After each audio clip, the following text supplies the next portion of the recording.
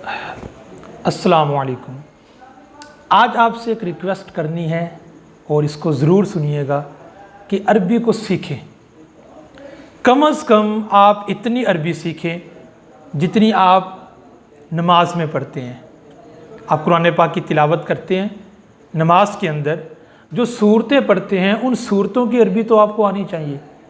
आप अत्तहिय्यातु लिल्लाहि ये सारा पढ़ते हैं, दुरूद पाक पढ़ते हैं, दुआ पढ़ते हैं।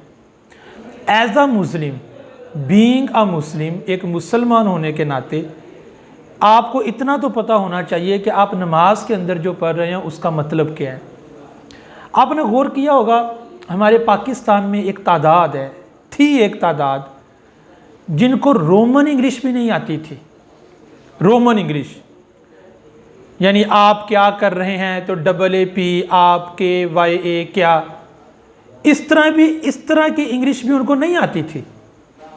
लेकिन जब मोबाइल आया और लोगों के मैसेज आते थे रोमन इंग्लिश में तो उनको खुद ब खुद उन्होंने सीख ली।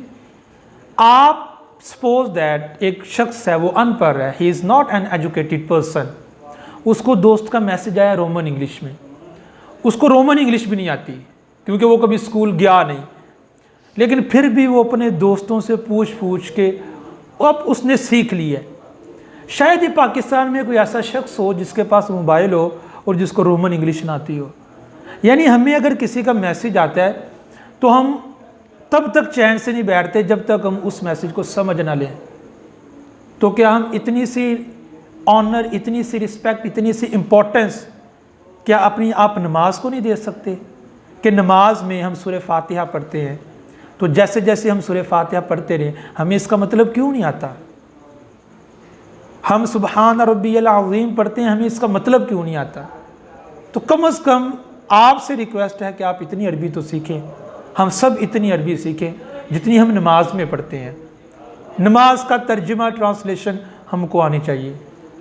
नमाज के अंदर जो हम सूरतें पढ़ते हैं हमें वो सूरतें आनी चाहिए। तो नियत कीजिए कि जो आप नमाज में पढ़ते हैं उसका तर्जुमा आपको ज़रूर आना चाहिए।